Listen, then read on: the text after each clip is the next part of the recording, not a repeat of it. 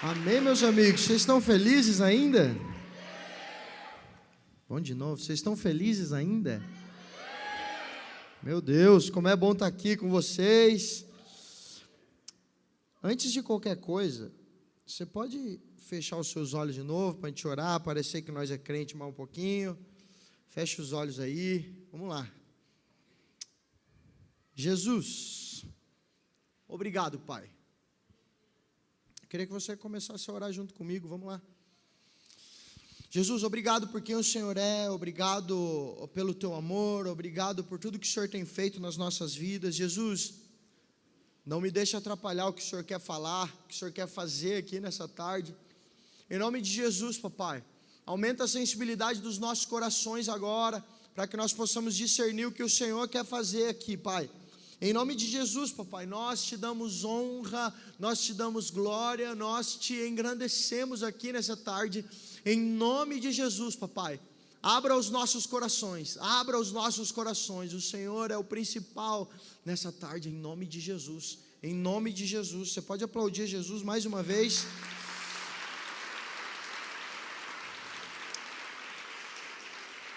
Bom, gente, vamos lá. Como eu já falei, é muito bom estar aqui com vocês. Meu nome é Felipe, para quem não me conhece. Sou marido da Bruna, pai da Manuzinha de 1 ano e 3 meses. Coisa mais linda do mundo. Faço parte do time de pastores da Poema Church. Faço parte desse ministério que o Senhor nos confiou, o Ministério Salvaon. E quando eu me apresento dessa maneira, não é para fazer uma propaganda sobre mim, não é isso. Quero que vocês me conheçam um pouquinho mais. A ordem é exatamente essa, tá? É necessário que seja essa ordem. Porque primeiro eu apresentei minha família, falei para vocês a minha família, logo depois eu falei da minha igreja. E eu não estou falando da minha igreja para promover a minha igreja, não. Mas eu estou falando da minha igreja porque é muito importante, talvez a coisa mais importante que nós precisamos entender é que é muito importante ter uma igreja local, uma família espiritual. E aí depois disso vem o que a gente acabou de fazer aqui. A ordem ela nunca pode ser trocada, tá? Queria começar com isso. Deem valor às pessoas que você conhece. Já vou começando, vamos lá. Dê valor aos seus pastores, aos seus líderes, às pessoas que você conhece de verdade, a vovó do coque, a sua mãe do coque que ora por você todas as noites. Dê valor para essas pessoas que você conhece, porque você conhece. Ah, mas Felipe, eu conheço as falhas, eu conheço tudo, mas é aí que é bom, meu amigo. Você conhece tudo dessa pessoa, você conhece as falhas, mas mesmo assim você fala, meu Deus, a minha mãe é uma mulher de Deus, o meu pai é uma mulher de Deus, o meu pastor, o meu líder é um cara de Deus, porque eu conheço as falhas dele, ele continua lá, sendo usado pelo Senhor, amando o Senhor, amém? Então eu já queria começar nisso.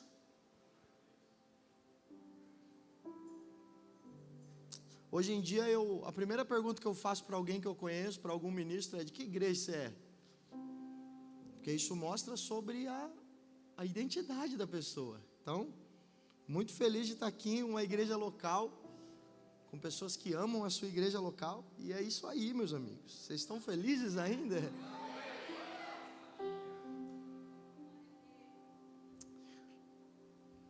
Porque é na nossa igreja local, é na nossa família espiritual que a gente confessa os nossos pecados, que a gente é curado, que a gente é transformado. Pensa num amiguinho seu chato, aqui da igreja. Não precisa apontar, não precisa olhar para ninguém. Porque provavelmente tem aquele cara chato. Só que esse cara chato, ele é usado na sua vida para você crescer um pouco mais, olha só. Vamos lá. Esse cara insuportável que você acha, ele é usado na sua vida para você crescer um pouquinho mais, você largar a mão de ser mimizento. Vamos lá. Tem um aqui na banda que eu nem vou falar quem é. Esse aí serve para A gente cresce já 12 anos junto e continua crescendo. Desculpa, Mate. Mate, mais conhecido como nosso baterista. Oh. Tinha que ser baterista. Tinha que ser. Eu tenho certeza que esse cara chato que você pensou é algum baterista. Eu tenho certeza que esse cara chato que você pensou é baterista.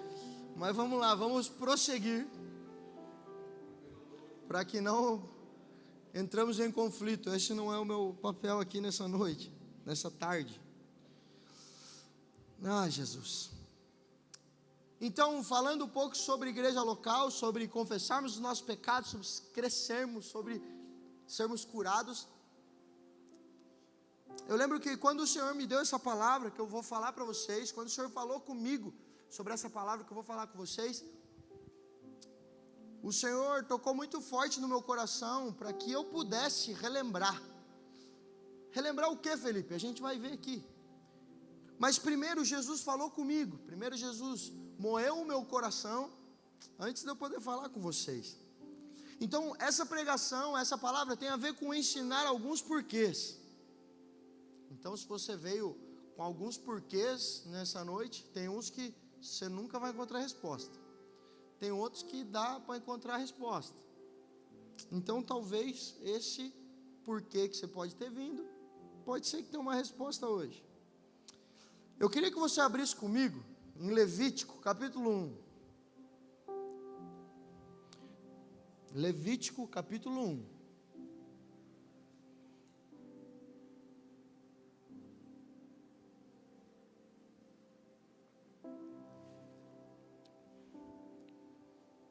Tá bom, eu sei, você pensou isso. Quem já leu Levítico aqui não precisa levantar a mão, porque é um livro muito chato.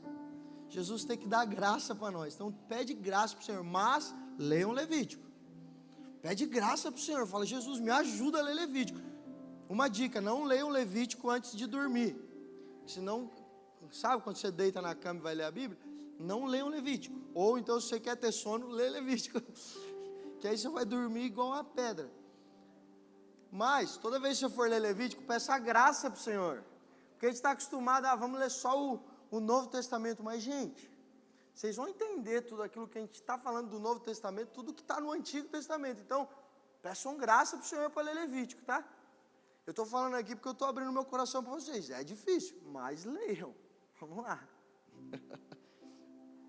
Levítico capítulo 1, versículo 1 até o versículo 5.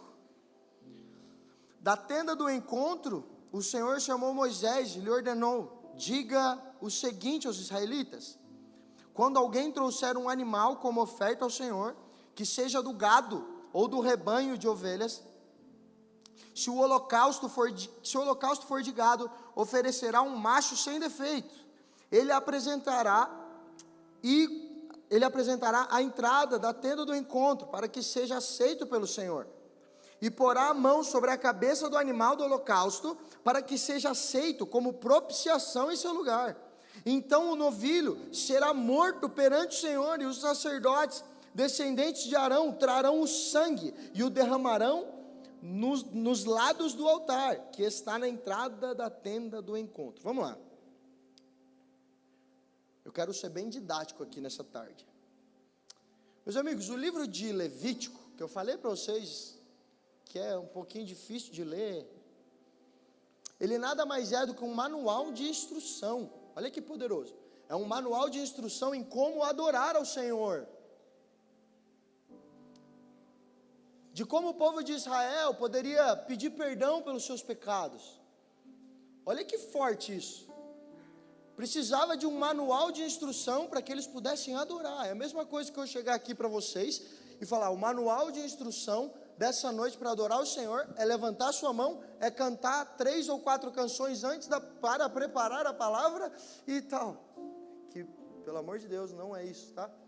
O que a gente fez aqui como louvor, como músicas, se você veio pensando isso, não são músicas para preparar para a palavra, mas são um momento de adoração, um momento que nós estamos juntos declarando que o Senhor é bom, que o Senhor é santo. Então, se você pensa nisso, já muda esse pensamento. esse ambiente de adoração não é para você cantar músicas conhecidas, mas é para que você possa, junto com o seu irmão do seu lado, adorar aquele que merece honra e glória. Então nós entendemos que esse é o ambiente de adoração. Então, mas vamos voltar para Levítico. Então, é um livro de manual para que o povo de Israel pudesse oferecer os seus sacrifícios no tabernáculo e logo depois no templo. Quantos aqui conhecem o templo de Salomão? Já ouviram da história? Não é esse que tem aqui em São Paulo, é aquele da Bíblia mesmo. O templo de Salomão. Se você não conhece, vá lê tudo isso. Lê o Antigo Testamento inteiro, que é incrível essa história. E o que é o tabernáculo, Felipe? O tabernáculo, meus amigos, por meio do profeta Moisés, por meio de Moisés, o Senhor, ele disse algumas coisas para que ele pudesse habitar nessa tenda. Era uma tenda que tinham cores específicas, que tinham tamanhos específicos, para que a Arca da Aliança pudesse estar ali dentro. E a Arca da Aliança representava o quê? A presença de Deus. Então o tabernáculo nada mais é do que uma tenda para abrigar a presença de Deus, ou seja, a morada do Senhor naquela época. Olha que poderoso. Então Deus deu instruções detalhadas para Moisés.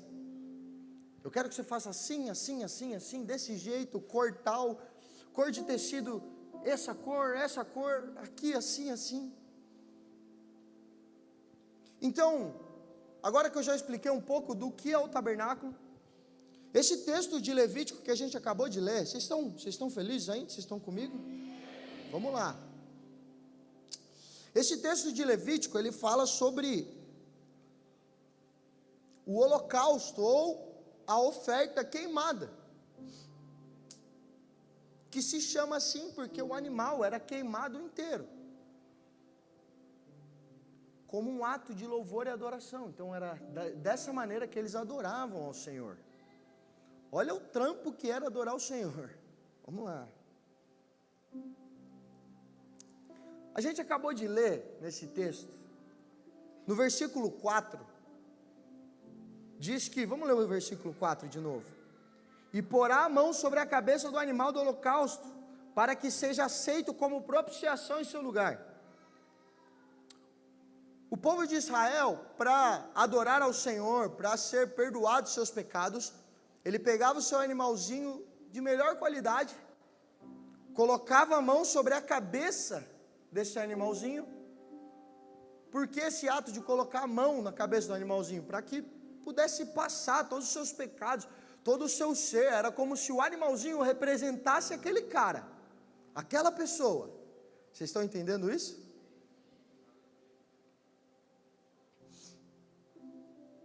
E o propósito de todo esse sacrifício era declarar a sua devoção e a sua adoração pelo Senhor. Mais uma vez eu digo, olha que trampo que era adorar ao Senhor. Olha isso. Então, como nós vimos, o adorador naquele momento, ele se simbolizava como aquele animal.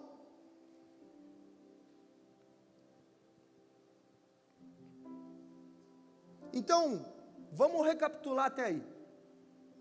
Eu sou alguém daquele Antigo Testamento, daquela época, e eu falei, eu quero adorar ao Senhor, eu preciso pedir perdão também pelos meus pecados, então eu vou pegar o meu animalzinho de melhor qualidade, eu vou levar para o sacerdote, eu vou levar lá para frente do templo, e eu vou sacrificar esse animal, para o Senhor receber a minha adoração. Então eu colocava a mão sobre esse animal, passava os meus pecados, passava a minha vida para aquele animal, e estava tudo certo. No versículo 5, meus amigos, presta atenção no que diz. Então o novilho será morto perante o Senhor, e os sacerdotes descendentes de Arão trarão o sangue, e derramarão nos lados do altar, que está na entrada da tenda do encontro.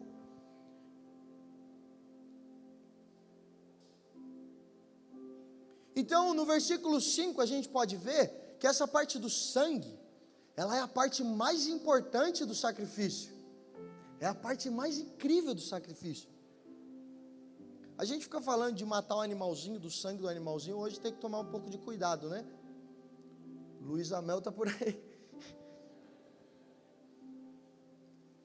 A gente tem que tomar um pouco de cuidado, porque realmente a gente olha, se a gente lê, a gente fala, meu Deus, que pesado isso. Mas era a maneira que eles adoravam ao Senhor. Então, como nós vimos no versículo 5, o sangue é a parte mais importante do sacrifício. Olha isso, que poderoso. Então, não era qualquer pessoa que podia recolher esse sangue, tinham pessoas específicas para recolher o sangue desse animal, para que essa oferta pudesse ser agradável ao Senhor. Então, o derramamento de sangue era proibido por qualquer pessoa, tinha pessoas específicas para fazerem isso. Meu Deus. Mas Felipe, por que eles davam tanto valor para o sangue que você está falando aí? Levítico capítulo 17, versículo 11, não precisa abrir, eu só quero ler para vocês. Pois a vida da carne está no sangue, e eu dei a vocês para fazerem propiciação por si mesmos no altar. É o sangue que faz a propiciação pela vida. Meus amigos, o mistério da vida está no sangue. Jesus. Meus amigos, a gente só sabe que alguém está vivo porque a gente vai lá e vê a pulsação, é isso? É. Alguém da área de saúde, é pulsação que fala? Sei lá, que você vê que o coração está batendo, você escuta aquele trequinho lá e vê se o coração está batendo. A gente só vê que alguém está vivo porque o coração está batendo, não é? E a única função do coração é bombear Então a gente começa a ver que o mistério de toda a vida, ela está Meu Deus do céu, vamos lá.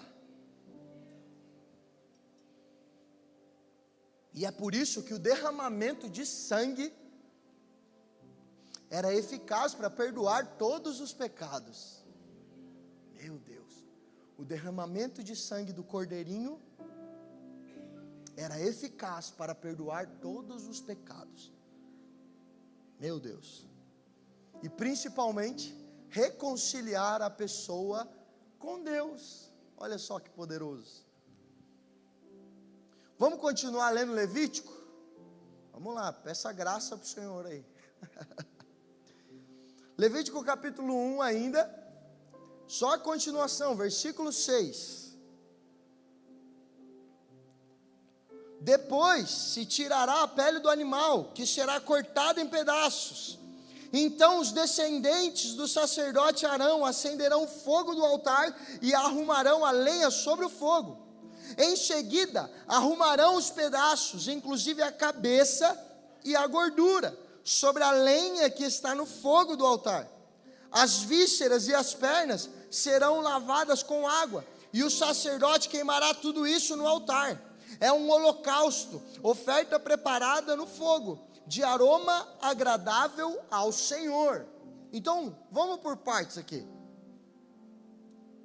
O versículo 6 fala que esse animal, ele precisava ser cortado em pedaços. Eu não sei se vocês sabem o porquê, mas eu quero explicar para vocês o porquê. O animal era cortado em pedaços para que nenhum osso pudesse ser quebrado desse animal. Então eles pegavam o animal, retiravam toda a sua pele e separava de parte por parte desse animal, para que eles não pudessem quebrar nenhum osso. E aí eles colocavam os pedaços desse animal sobre o altar e ele era queimado. E o fogo consumia esse animal. Isso simbolizava a aliança entre o homem e Deus. Olha que poderoso, meus amigos. No versículo 9 a gente também vê uma frase que é muito comum para a gente na igreja, só que às vezes a gente não sabe o que é aroma agradável. E o aroma agradável é sinal de que a oferta e a adoração foi aceita pelo Senhor. Então, para que a adoração, para que essa oferta pudesse ser aceita como um aroma agradável pelo Senhor, precisava cumprir todos esses requisitos. Meu Deus do céu. Olha isso. Então aí a gente vê nos dias de hoje, com tanta facilidade que a gente tem, às vezes a gente não está nem aí para momentos de adoração, para momentos de engrandecer o nome do Senhor.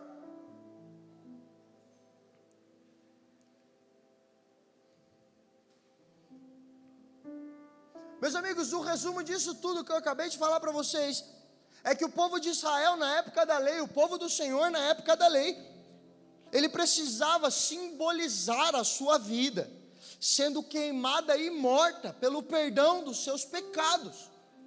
Meu Deus do céu.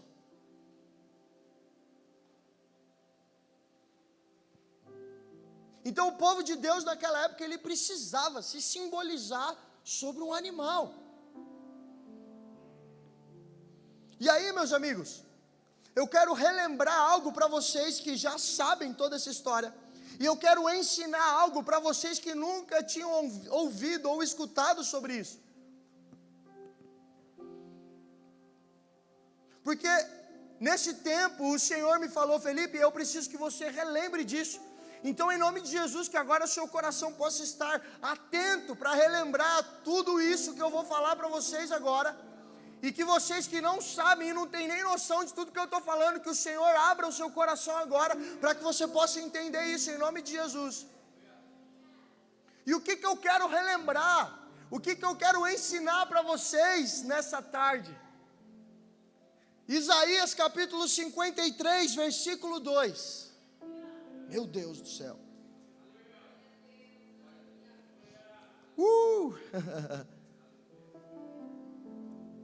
Ele cresceu diante dele como um broto tenro, e como uma raiz saída de uma terra seca. Ele não tinha qualquer beleza ou majestade que nos atraísse, nada em sua aparência para que o desejássemos. Foi desprezado e rejeitado pelos homens, um homem de tristeza e familiarizado com o sofrimento. Como alguém de quem os homens escondem o rosto, foi desprezado e nós não tínhamos em estima. Certamente Ele tomou sobre si as nossas enfermidades e sobre si levou as nossas doenças. Contudo, nós o consideramos castigados por Deus, por Ele atingido e afligido, mas Ele foi transpassado por causa das nossas transgressões, foi esmagado por causa das nossas iniquidades. O castigo que nos trouxe a paz estava sobre Ele, e pelas suas feridas nós fomos curados. Todos nós, tal qual ovelhas, nos desviamos, cada um de nós se voltou para o seu próprio caminho, e o Senhor fez cair sobre ele a iniquidade de todos nós. Ele foi oprimido e afligido, contudo não abriu a sua boca. Como um cordeiro foi levado para o matadouro, e como uma ovelha que diante dos seus tosqueadores fica calada, ele não abriu a sua boca. Com julgamento opressivo ele foi levado, e quem pode falar dos seus descendentes? Pois ele foi eliminado da terra dos viventes, por causa da transgressão do meu povo ele foi golpeado. Foi-lhe dado um túmulo com os ímpios e com os ricos em sua morte, embora não tivesse cometido qualquer violência, nem houvesse qualquer mentira em sua boca. Contudo, foi da vontade do Senhor esmagá-lo e fazê-lo sofrer.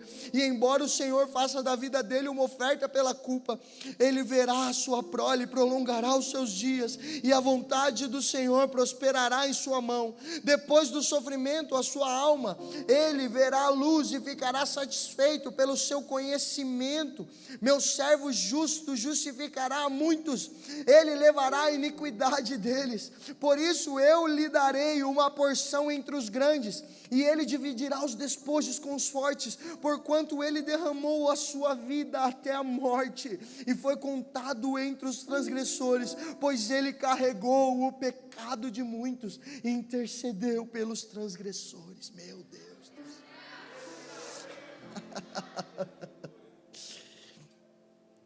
Eu não sei se você entendeu de quem estamos falando aqui, mas Jesus se entregou naquela cruz por amor a nós. Ele é o Cordeiro que tira o pecado do mundo.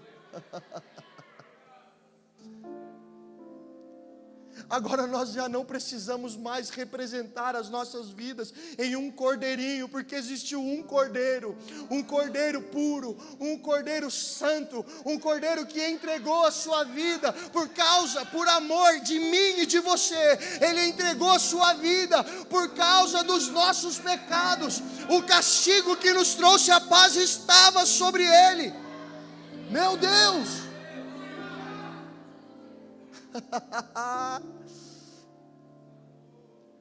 Meu Deus do céu! Este foi o maior ato de adoração que já existiu.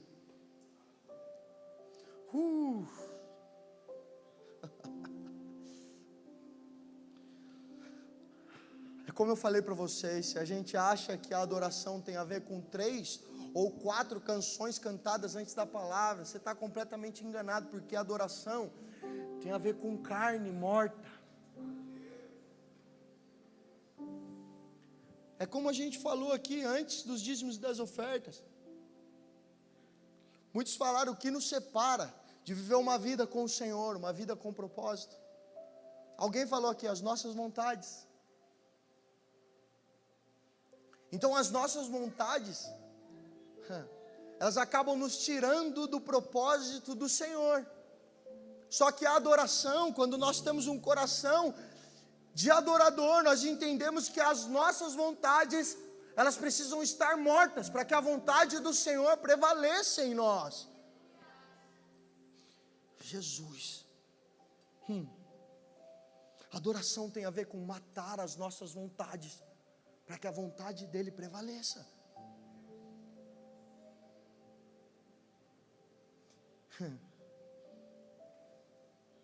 E por mais que a gente tente, porque às vezes a gente fica, meu Deus, mas eu preciso retribuir o que o Senhor fez por mim naquela cruz, o que eu faço é muito pouco. Deixa eu te falar, é pouco mesmo. Você nunca vai chegar perto do que Jesus fez por você na cruz.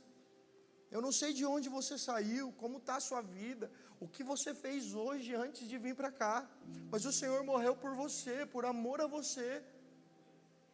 Então, para você que não está entendendo nada disso, e não vai levar nada do que eu falei para cá, lembre-se disso apenas: Jesus morreu por amor à sua vida.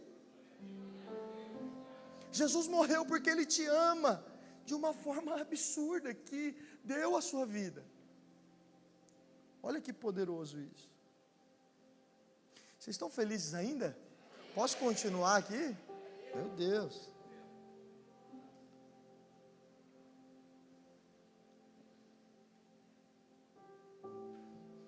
João capítulo 19, versículo 28.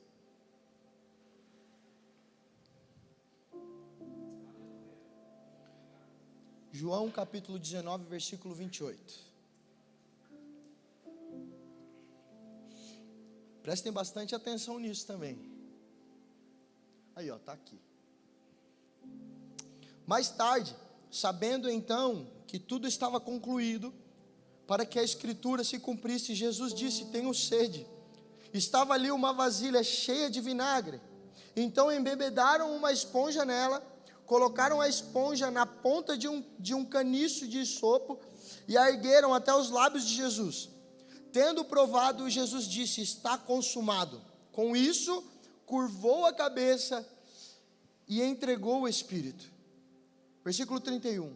Este era o dia da preparação, e o dia seguinte seria um sábado especialmente sagrado. Por não quererem que os corpos permanecessem na cruz durante o sábado, os judeus pediram a Pilatos que ordenasse que lhes quebrassem as pernas e os corpos fossem retirados. Versículo 32. Vieram então os soldados e quebraram as pernas do primeiro homem que fora crucificado com Jesus, e em seguida as do outro. Prestem atenção no versículo 33. Mas quando chegaram a Jesus, percebendo que já estava morto, não lhe quebraram as pernas. 34. Em vez disso, um dos soldados perfurou o lado de Jesus com uma lança, e logo saiu sangue e água. Meu Deus. Aquele que o viu deu testemunho, e o seu testemunho é verdadeiro. Ele sabe que está dizendo a verdade, e dela testemunha para que vocês também creiam. Estas coisas aconteceram para que se cumprisse a Escritura: nenhum dos seus ossos será quebrado. E como diz a Escritura, no outro lugar, olharão para aqueles que transpassaram. Meus amigos, ele sofreu, ele foi envergonhado, foi colocado ao lado de ladrões, mesmo sem ter tido culpa alguma do que ele fez.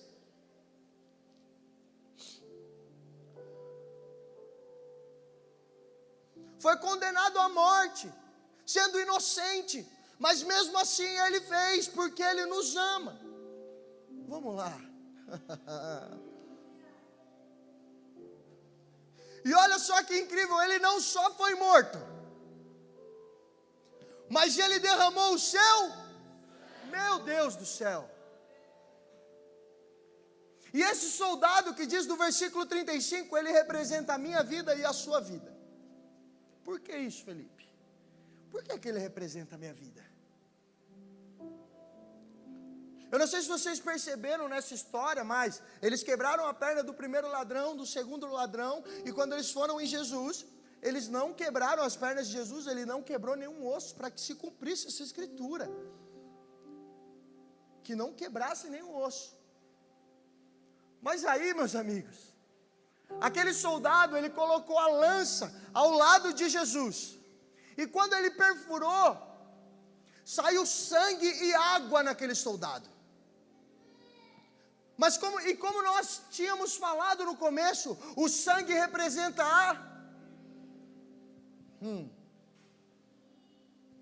os dois elementos mais preciosos para demonstrar a vida de alguém, saíram de Jesus. Então eu e você somos representados por esse soldado, porque até o dia da morte daquele soldado, ele falou: ei, Jesus derramou a sua vida em mim, eu acredito que Ele é o Deus que traz a vida. Então quando nós estávamos perdidos, um dia o Senhor derramou o seu sangue sobre nós. Então até o dia da nossa morte, nós vamos declarar que Jesus é bom, que Jesus traz vida, que Jesus transforma as nossas vidas. Meu Deus, meu Deus, até o fim das nossas vidas. Você pode levantar sua mão comigo? Se não for verdade para a sua vida, vai se tornar verdade agora. Você pode repetir comigo bem forte: eu. Mais alto: eu. Vou declarar. Até o dia que eu morrer, que o Senhor é bom, que o Senhor é vida, que o Senhor me transformou, e que Ele é o Cordeiro que tira o pecado do mundo. Esse é o nosso Deus, meus amigos. Esse é o nosso Deus. Meu Deus do céu. Meu Deus.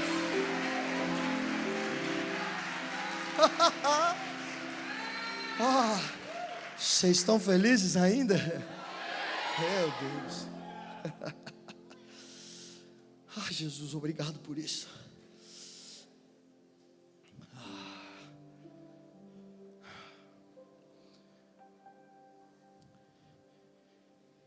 E aí, meus amigos, a gente começa a olhar e a gente... Eu não sei se muitos já ouviram alguém falar: meu Deus, mas a época da lei era muito difícil de viver. Eu mesmo falei agora que olha o trampo que era adorar o Senhor. Mas eu quero falar para vocês que, para mim, a época da graça é muito mais difícil do que a época da lei. Da graça de Jesus, tá? Não uma graça que estão pregando por aí, mas a graça de Jesus. Tá bom? Vamos lá. Porque na época da lei, Na época da lei existia um checklist para se fazer. Então as pessoas organizadas, como a minha esposa ela precisa, tudo ela escreve. A gente tem uma lousinha lá na geladeira, e ela escreve, fazer tal coisa, fazer dia tal, fazer tal coisa. Aí ela vai riscando, já fez. Agora, para os mais desorganizadinhos igual eu, que não precisa de checklist, mas também não sabe o que vai fazer. Porque eu vivo falando que eu não preciso de checklist, mas eu também nem sei o que eu tenho que fazer. Então, a época da lei existia esse checklist de coisas que a gente precisava ou não fazer para agradar o Senhor.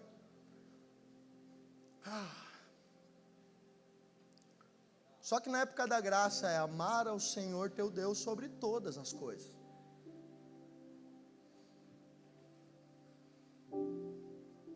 Será que a gente tem amado o Senhor sobre todas as coisas?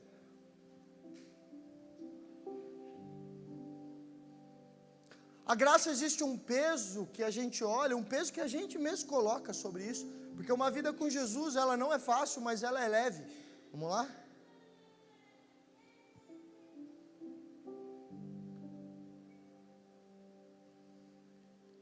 Mas a época da graça agora, a gente coloca um peso nos nossos corações de fazer isso que eu falei para vocês. Meu Deus, mas o Senhor morreu na cruz, então como eu posso retribuir isso? Não vamos conseguir retribuir isso para o Senhor. Mas com as nossas vidas, com os nossos corações, com as nossas vontades sendo mortas, o Senhor, Ele começa a receber a nossa adoração como um aroma suave. Quanto maior o nível de morte, maior é o nível de adoração. Olha que poderoso. Só que aí, quanto mais a gente vai vivendo com o Senhor, quanto mais a gente vai vivendo dentro da igreja, fazendo as coisas dentro da igreja, tudo isso aqui que a gente acabou de falar, sobre Ele ser o Cordeiro que tira o pecado do mundo, tudo isso que nos enche de alegria, a gente começa a esquecer. Olha só, a gente começa a tomar ceia um domingo por mês, só porque tem que tomar ceia. E aí a gente esquece de todo esse sacrifício de Jesus. Mas eu quero que vocês fiquem calmos, fiquem tranquilos, porque não é só vocês que esquecem isso. Não é só vocês que se acostumam com a presença de Deus, porque quanto mais a gente vai vivendo uma vida dentro da igreja, uma vida com o Senhor, a gente passa a se acostumar com a presença de Deus. E isso é um perigo, meus amigos. Porque a gente está aqui em um ambiente de adoração e a gente fala, eu já conheço esse ambiente, o Senhor está lá. E o Senhor está lá, beleza. Só que a gente age como se a gente, sabe, faz costume. Sabe o que é? Age naturalmente, faz costume. É tipo isso aí. Você fala, Jesus está lá, mas eu já conheço Jesus. Só que nós precisamos entender que todas as vezes que nós vemos o Senhor, todas as vezes que nós estamos num ambiente que o Senhor está, nós precisamos rasgar os nossos corações como se fosse a primeira vez que nós estamos vendo Ele, que nós estamos sentindo Ele. Porque senão nós vamos nos acostumando com a presença de Deus. E para a gente já caminhar para o final, olha só o que diz em Lucas capítulo 2, versículo 41.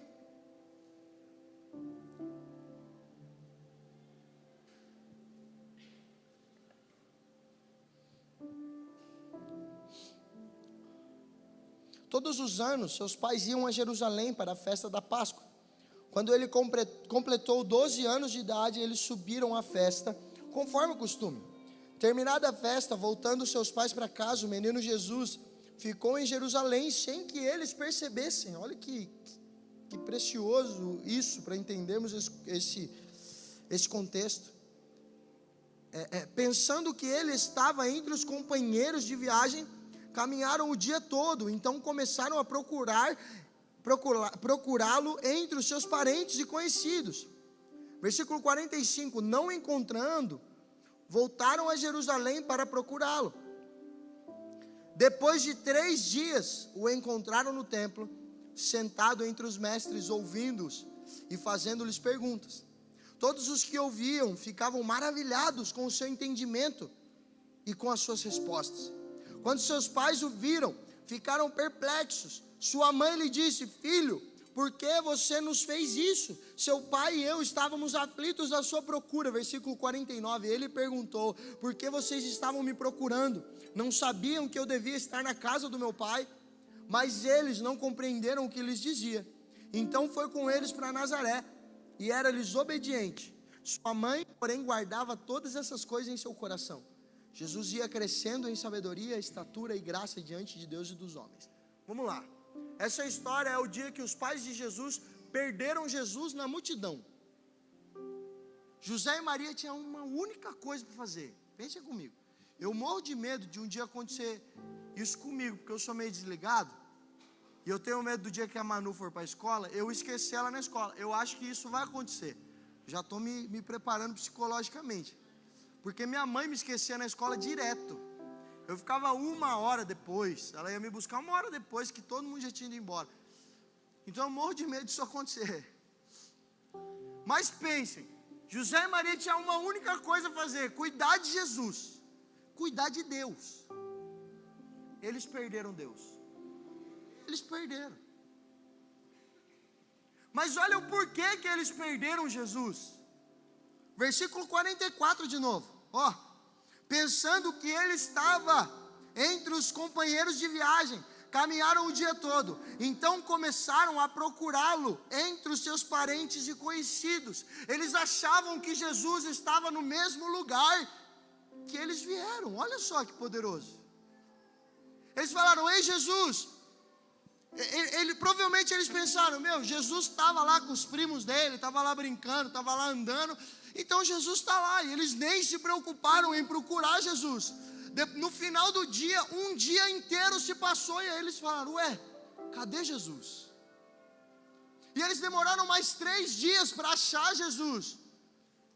Eu não sei se vocês estão entendendo, mas assim que Jesus foi achado por eles, Jesus falou, eu não sei porque vocês estão preocupados, eu não sei porque vocês me procuraram tanto, porque vocês já sabiam aonde me encontrar.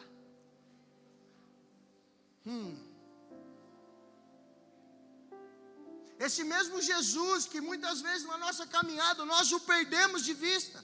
Eu não sei como você está aqui com o seu coração aqui nessa tarde, mas eu quero dizer, o Senhor te diz, ei, você já sabe aonde me encontrar. E para você que nem imagina onde encontrar Jesus, Mateus capítulo 6, versículo 6, entra no seu quarto, fecha a tua porta e lá você fala com o seu Deus, que está em secreto. Meu Deus.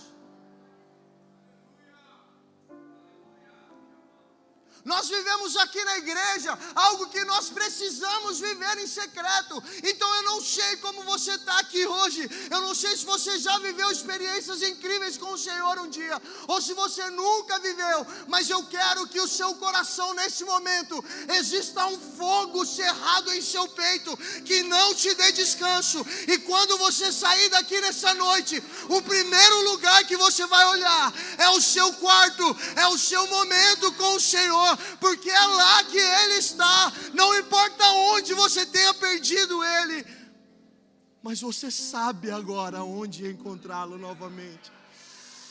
Meu Deus, você pode fechar os seus olhos. Jesus, eu oro agora para essas pessoas, para nós agora, para os nossos corações, para que nos nossos corações possam estar uma fome diária pelo Senhor. Jesus, não nos deixe acostumar com a Tua presença, Jesus. Não nos deixe acostumar com a Sua presença, Jesus. Jesus, nada mais importa se o Senhor não estiver conosco, Jesus. Nada mais importa quando nós o encontramos.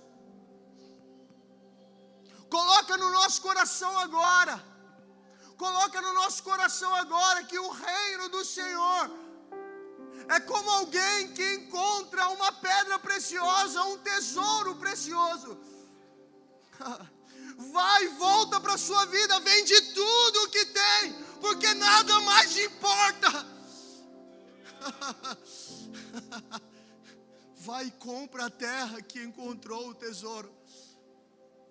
Porque se nós temos o Senhor, nós temos tudo, Jesus. E eu oro agora também, Senhor, para os corações que nunca ouviram o Senhor, que nunca ouviram falar do Senhor, ou ouviram isso que a gente acabou de conversar aqui nessa noite, para que o Senhor possa tocar nesses corações agora, para que o Senhor possa jorrar a sua vida, o seu sangue sobre essas vidas agora, em nome de Jesus, em nome de Jesus, em nome de Jesus. E uma vez que eu coloquei os meus olhos em Ti, nada mais me satisfaz.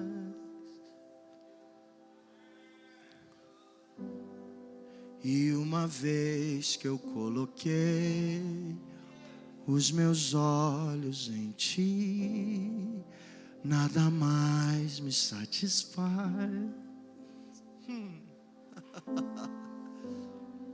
E não vim atrás de bênção, Jesus, não deves nada para mim, mais do que tu podes fazer, só quero a Ti. Só quero a Ti.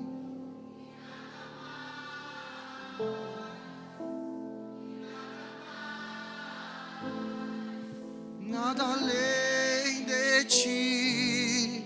Só quero.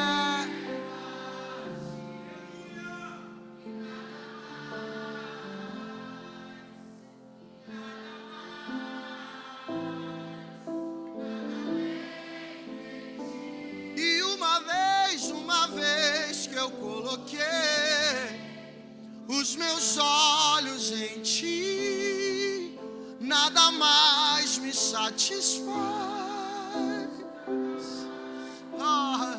Você pode ficar de pé e cantar isso, vamos lá. Coloquei os meus olhos em Ti, nada mais me satisfaz. Só quero e só quero a Ti.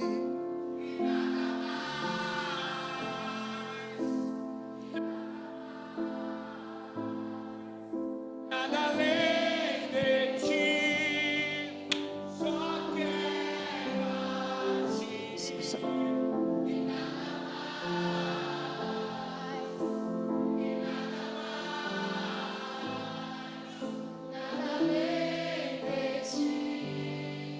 Só quero a Ti e nada mais, e nada mais, nada além de Ti. Só quero a Ti. Declare. Nada mais, Senhor. Nada além de Ti. E uma vez que eu coloquei os meus olhos em Ti, nada mais me satisfaz, nada mais me satisfaz. E uma vez que eu coloquei os meus olhos em Ti, nada mais me satisfaz, nada mais me satisfaz. Só quero a Ti. E nada mais. Flui, Espírito Santo. Só quero a Ti.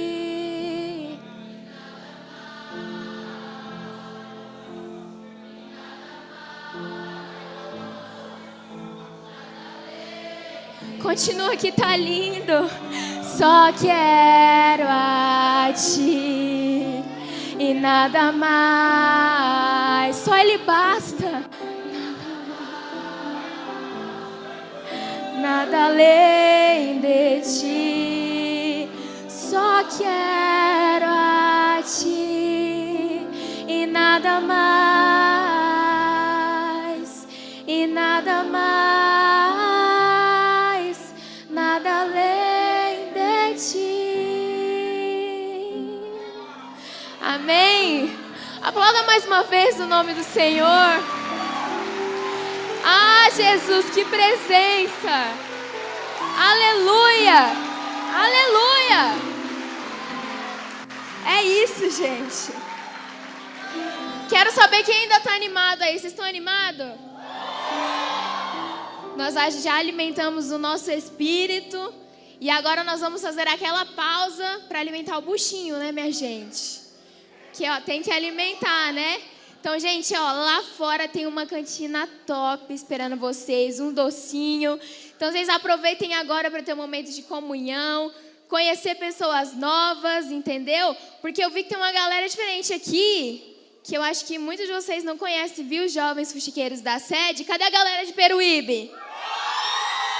Olha aqui, gente. Cadê a galera de Itaim?